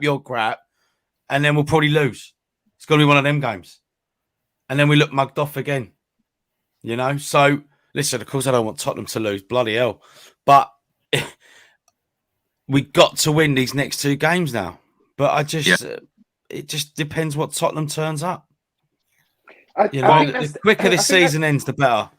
I think that's the biggest thing, though. You know, we were just talking about Conte and the problems, and he thought the squad was better than it is. I think the biggest problem that he's realised is what Anthony said earlier, which was the mentality aspect of it. The fact that they didn't have a strong enough mentality to win against Middlesbrough, against Mura, against Vitesse, against Burnley, against was it Ferrero Rochers? I don't know what it was. Do you know what I mean? Dynamo Zagreb last season. So and the manager was in prison. And oh my gosh, and the manager was in prison. But that there, like how they haven't got the mentality to kind of go, let's go out there and win this game. Let's go out there and not be beat by these players. Let's go and show these players. You know, we all know that we don't have a second 11 because every time we put in a changed 11, none of them have turned up. But the biggest thing was the Middlesbrough game because we played the first 11. And the mentality was just like, what's going on here? What's going on here? Especially in that second half against Borough, you know? But it's all Melvin's fault anyway. Big up Melvin. But again, it just depends what team we turn up. Yeah. You know, you just said Brighton. Exactly, it's the mentality. We know Brighton are not good. Yeah, okay, they can play a bit of good, not bad football when they're on it. Like last season, they were very good. But we know they're not good this season. But is Graham Potter going to give the old Sir Alex Ferguson speech? Guys, it's only Tottenham. Yeah. Is David Moyes going to do the same thing next week? Lads, it's only Tottenham. I'm fed up of it. Yeah. But we can't sit here and complain because we just sometimes don't turn up. Well, after tonight's result, Manchester United go into 4th place. Spurs stay 7th in that Europa Conference League spot. We're now 5 points away from the top 4. Manchester United have played 2 more than us. Arsenal are in 5th spot, 3 points ahead of us, but we have played 2 games more than them. West Ham are 6th, same points as us, but they've played a game more and are in action tomorrow. Let's talk about where you think Tottenham Hotspur will finish at the end of the season. We've got 11 Premier League games left against Brighton, West Ham, Newcastle, Aston Villa, Brighton, Brentford, Leicester, Liverpool, Burnley, Norwich, and of course we've got that rearranged fixture against Arsenal to be confirmed. Ricky, let's start with you. Realistically, where do you think Spurs will finish at the end of the season? I mean, it's looking right now like around 6th. You know, it's looking like if we're lucky, then we could probably grab 6th. I've said along the season, 5th. 5th has been my thing from the beginning of the season. The top 4 was always there for us, but today was the test. If you really wanted it, then we had to go out there and win today, and then put a run together, and then kind of build on it. But we've said that so many times. Every time we've got a result, we've said, right, now we need to build on it. And then it doesn't happen. So I think right now, instead of the 5th, I'm going to have to go 6th because I don't want that 7th Conference League spot. So I think a 6th spot, Europa League football, I think it's probably the best that we can hope for now. Earlier on in the season, I asked you the same question, Rick, and you said 4th, and then you said 5th, and now you're going to 6th. I've said, but it's like Tottenham. It changes every week. So I've always felt that we could. I wanted to be in top 4. Do you know what I mean? I wanted to be 4th, and there's been times that, especially during this season, when we've had these games in hand, that 4th is there for us. You've said it many a time on the show. We're only 3 points behind whoever's in 4th. Listen, even if Norwich are relegated, even if Norwich and Burnley are relegated, they'll still beat us. They'll turn up. They'll turn up. Because we laugh, but we laugh. They've got nothing to do. Look at Newcastle when they're relegated. Yeah. We come third in a 2-horse race. Do me a favour. That was embarrassing. Anthony, this is why I've started with Ricky. Oh, sorry. Right, No, go to but- Craig next then. No. But the reason that I've gone to sick today, and it's the first time I've said sick, Yeah. is because of the result today. Do you know what I mean? And so if we're going to continue this for the rest of the season, the best I feel that we can hope for right now is sick. Ricky, in your opinion, what does Antonio Conte need to do from now until the end of the season to try and get the consistency? Because this is a big issue. As I said, I read those results out from the start of the 1st of January. 5 wins, 5 defeats. Very, very inconsistent. And as you've joked about it, win, lose, win, lose, win, lose. We can't keep going on like this, can we? We can't, but we probably will. It's going to take a lot more than 4 months to weed out that mentality. But that's what the challenge is now. We need these players to show some pride, and we need these players to actually show that they want to be there, and that they not just want to speak about top 4 or speak about winning trophies, but they put the mentality and they take all the knowledge and the tactics and everything that they're asked to do and put it out there on the field. But that consistency ain't coming until, like Ant said earlier, like we get rid of half of those players that have been there for the last 3-4 managers and that haven't turned up, and haven't been consistent for the last 3-4 managers. So we do need half of them out, and we do need a new set of players in that have, at the very basis, at the very least, that mentality, that knows how to win a game, that knows how to shut a game out, that knows how to quiet a star player, that knows how to mark a Ronaldo. Do you know what I mean? We need these players that know how to put a dig in here and there without it being caught on VAR or something. We need these lot to come in now. It needs to change. It has to change. Craig, how are you feeling? Do you think Spurs will get a Champions League spot, a Europa League spot, or Europa Conference League spot? I think we'll finish 6th too. I've always tried to be, when you've asked me the question over the last season, all you can do is make a prediction on where we are, really, rather than just blind, will and like delusion that we're going to win the league or something. But I looking at it today, I think we'll finish 6th. I think we will pick West Ham to 6th. Sadly to say, at the moment, Arsenal look like they're in pole position to finish 4th if they continue their recent form. I think Man U will miss out on that. To challenge, I think we need at least 5 or 6 quality signings in the summer across the positions we've discussed time and time again.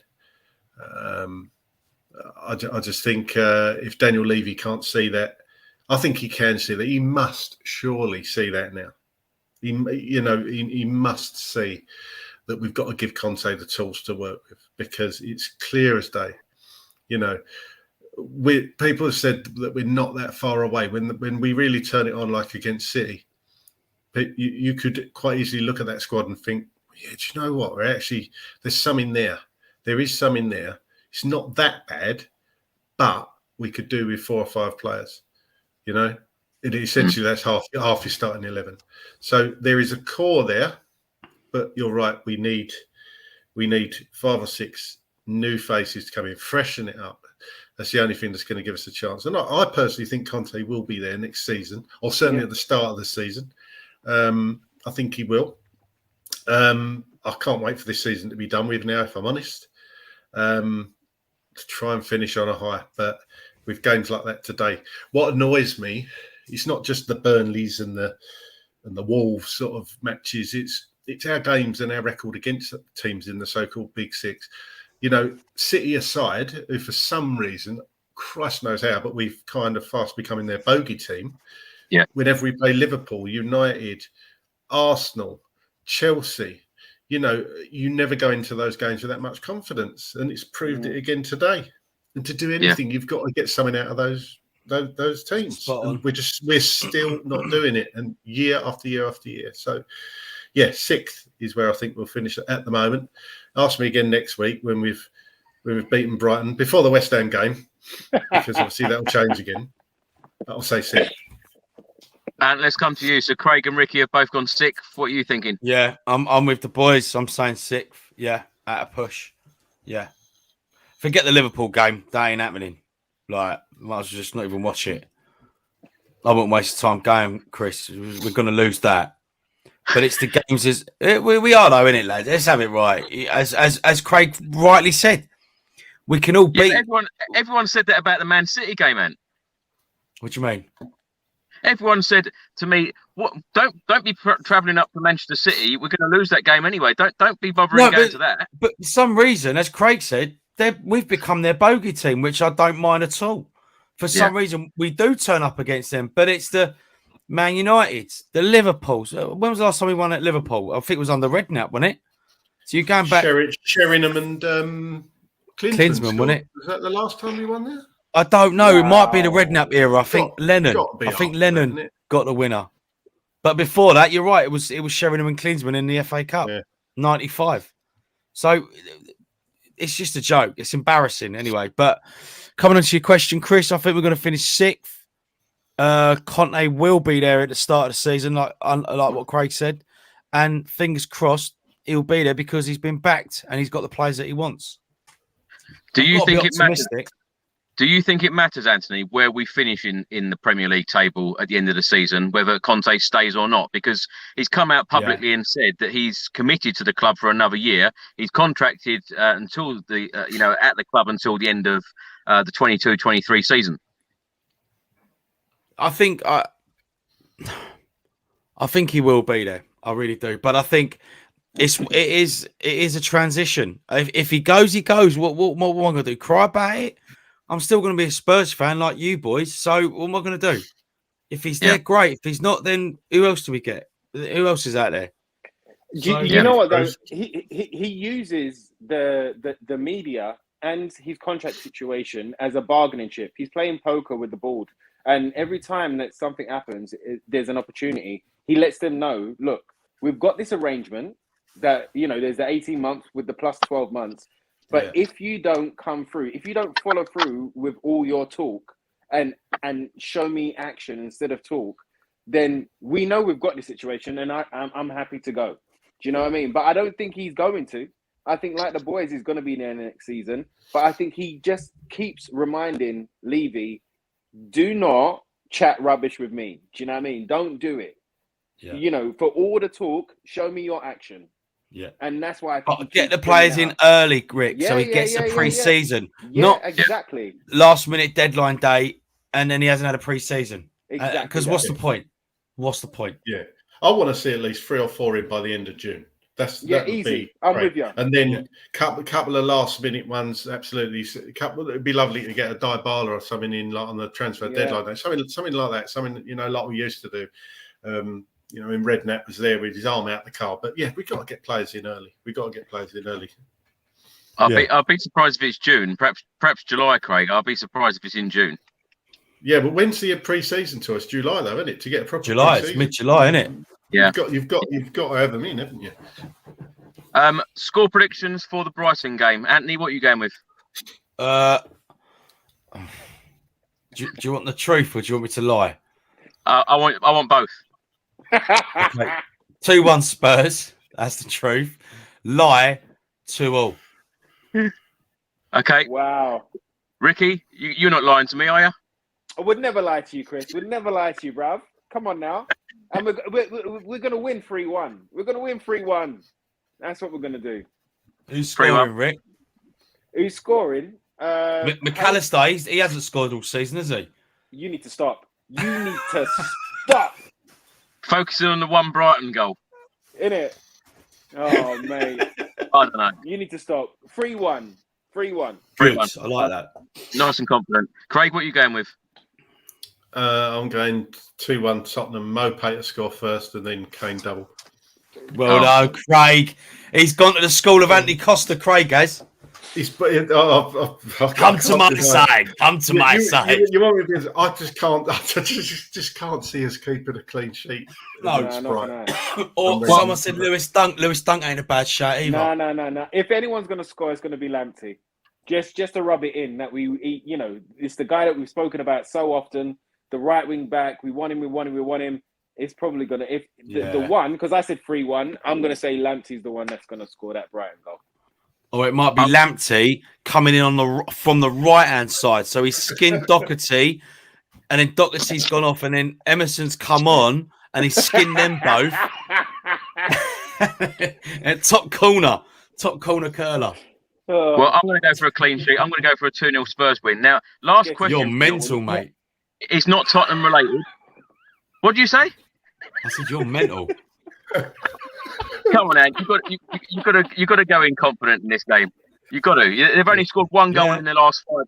They've lost all of their last 5. They haven't played Spurs, Chris. They haven't played us yet. Tottenham is waiting for them on Wednesday night at 7:30. Well, I hope you're wrong. Good. I hope I am wrong. Anthony, I want to start with you on this. Last question for you all. Now, there's this thing been going around all week about doors and wheels. How many there are in the world, and what's more in the world? More doors or more wheels? Where do you stand on this argument? Oh, I've just been told by Paddy it's Doherty. Sorry, mate. I'm saying there's more doors. More doors. Yeah. What are you saying, Rick? I'm the same. I'm on doors. You have seen this thing all week. I'm not just coming out with this random thing, yeah? No, it was in training, right? Harry Kane brought it up. Yeah, well, it's been everywhere. It has been everywhere. But I saw the training footage where Harry was talking about it and brought it up to the boys and stuff like that. Yeah. And Sonny was shocked that the boot was classed as a door. He's like, what? Yeah. So I'm gonna go doors. More doors than wheels in the world. Craig, what are you going with, or don't you have a clue what we're talking about? I couldn't give a fuck, if I'm honest, really. I'm going to say doors, though, because, I'm just looking around me. Look what you've done to me. Why was you supposed to be a Spurs fan? Talking about fucking being Kieran. Right, I'm going to ask Chris a question, Chris, I'm going to put you on the spot. Professional. Go on. I'm going to put Chris Cowlin on the spot, ladies and gentlemen. Let's dim the lights now.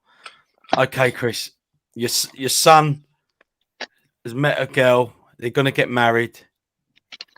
Her dad's an Arsenal fan and hires out the Emirates lounge for the reception. Yep. But Spurs are in the cup final at Wembley the same day. Their wedding would have to change. There's absolutely no doubt about it. That's not putting me on the spot. That's a very simple answer. Yeah, but Chris, it's your son. You love, your son loves his wife to be. Anthony, you've met my son. He supports Spurs as well, and he would want to go to that Spurs place. So he wouldn't allow that to happen. That's a very easy answer. I was thinking about that today. I was thinking, I wonder what Chris would do. It's really funny things you think about. No, it's surprising how many times I put Tottenham first in my life. My life revolves around Tottenham Hotspur Football Club. That's why I talk about trophies so much. That's why I say we need trophies, because we need some success. Anthony, you're on tour with Blue later this year. Tell everyone about that, and tell everyone where they can buy tickets if they are still available. They are still available. We're on tour end of this year. So, yeah, keep looking out for all our Twitter and Instagram. As you can see, my Instagram and Twitter's on that, on my page here at Andy Costa. And, yeah, if you can, come down. If you can't, don't worry about it. It's all good. But I've said if Spurs are playing one night and we're on stage, I have to have it on the side of the stage. I'm going to get the tour manager to have it on the side of the stage, which I've done once. I've literally walked off stage to check the result. Love that. I know. Well, I'm bad. And thanks so much for joining us again. No, I love you all, boys. I love you all. Top man. And Ricky, tell everyone where they can find you. And surely you must be working on a Princess Switch 4 now, aren't you? No Princess Switch 4 as yet. But good. I have been auditioning, and I have been penciled for something. But all that means is that I've just got to wait a week longer before I find out whether we've got it or not. Amazing. So if it comes through, I will let everybody know. But apart from that, you can find me on Twitter at Ricky J Norwood, on Insta official Ricky Norwood, and also while we're asking questions here of Chris, how's training going? How's the marathon training going? Yeah. Do you know what I mean? Like, dig deep. Let everybody know where they can hit the link, where they can donate, what it's for, etc., etc. Like, inform us. Let us know how training's going, man. Because you're Thank looking you. good, bruv. You're looking good. Yeah, no, the training is going very well, actually. My legs are very sore. I think I was very miserable at the last game, the Everton home game, and everyone was like, Chris, you all right? And I'm like, yeah, I'm absolutely exhausted. So, yeah, I'm training very hard at the moment. So, raising money for prostate cancer, doing the London Marathon on the 2nd of October. So, yeah, really looking forward to it. It's 10 years since I've done the London Marathon. So, yeah, it's hard work, very hard work. So, yeah, thanks, man. No, and thanks so much for coming on again. And no worries, bro. And last thing, just in case, if I want to listen to this tomorrow and I can't watch the show, is there a way of that happening? Is that possible? Well, these shows are now available on audio platforms. Exactly. It's got to be different. Do you want to do it for me, Anthony? Yes, hello, welcome to Chris Cowlin's show. You can find us on all platforms, Audio Boom, Spotify, YouTube, and anything you want. I'm just going to come to you, Chris. I'm going to come around to you now, Chris. Craig, I'm going to come around to you now. Love it. Craig, love you, boys.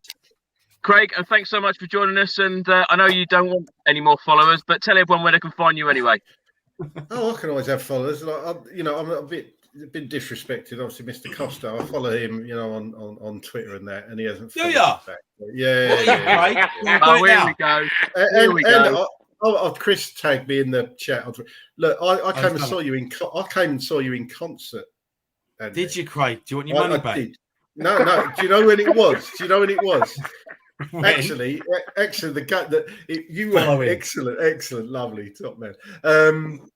You were doing something called Newmarket Nights up at Newmarket Racecourse in 2013. Yes, and we had a shit. It was a crappy day with the rain, but we got drunk, and you were on with Liberty X, I believe, and it was It was a cracking night. It was absolutely fantastic. Yeah, so I remember that. That was a good night. It was brilliant. I was right near the front, throwing my pants at stage. It was really, really good fun. It was really good fun. My missus is a big fan of blues, so it was really good. It was really love good. it. So I like your missus. Yeah, but I remember once I was doing a gig. We was doing Wembley back in 2002, and it was a time when the new the Spurs kit come out, and our stylist, we was doing this like basketball sort of routine, and my stylist gave me a basketball top, and it had red on it. I went, I can't wear that. I can't wear that. She was like, "What do you mean you can't wear it, Costa?" I said, "That ain't happening." Sorry, I'll wear whatever you want. I'm not wearing that because it's got red. She was like, "Oh, shut up. I know you're Tottenham, but you can't be that stupid." I was like, "I ain't wearing it. No chance." So I ended up wearing my Tottenham top with Costa on the back. The old 2001 Holston one. You remember that one? Yeah. And she never forgave me for that. Do you know what? Quick little story before we go as well. To jump on that, there was a time in EastEnders where there was a football scene. And it was a stag do type of football scene. And all of the boys, they all had these West Ham looking kits, claret and blue. Now, I wasn't in the scene, right? I wasn't in the scene on the script. But I get to set, or just before I get to set, getting changed and stuff like that, they've hung up this West Ham kit in my room. And I'm like, what's that doing there? Do you know what I mean? Like, what is that about? I remember picking it up, going speaking to costume and going, "What's this? I'm not in this scene. I'm not playing football." Like, and they're like, "No, Rick. They wanted you to wear it because you're part of the team." Do you know what? Quick maths, like quick scenario. I was like, you know what? No, actually, from an acting standpoint, no, I'm actually dealing with the pub at that point. I'm actually dealing with the alcohol for the stag do. I wouldn't be playing the football game. In fact, I come in later and I joke about the football game. So it doesn't make sense that I'm wearing this. And I was like, oh yeah, actually, Ricky, you're right. And I did not wear that West Ham. There was no way that I was wearing that West Ham top. And it wasn't even West Ham, but it was not trying to be West Ham. Wasn't having it. No. Chris, Chris, like obviously you have celebrities and me. I'm sure people see me as a massive celebrity now. I've been on here, which is great. But wouldn't it be great to have Adele on one of these chats? I don't know if anybody knows her or even Kenneth Branagh. Somebody, that would be fantastic, wouldn't it? Mate, he thought I met him the other week. He thought I was an absolute lunatic, mate. I don't think he's ever heard language like it at Spurs. I was West Upper because I got invited by Crackers and one of his mates, Darren Sheen, and he was sitting like 3 seats away from me. Well, it was when Lloris obviously palmed it off and Wolves has scored. I was going mental. And then obviously Lloris caught the ball and I went, well done, Lloris. Well done. You're doing your job right. And he looked at me and he went like this. I was like, he must have thought, who is this? So my audition for Shakespeare in Love 2's out the window.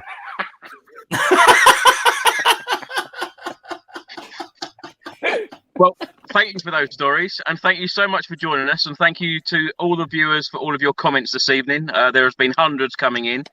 Anthony, Craig and Ricky, thanks so much, and let's hope that we can get back to winning ways on Wednesday evening and on Sunday against Brighton and West Ham.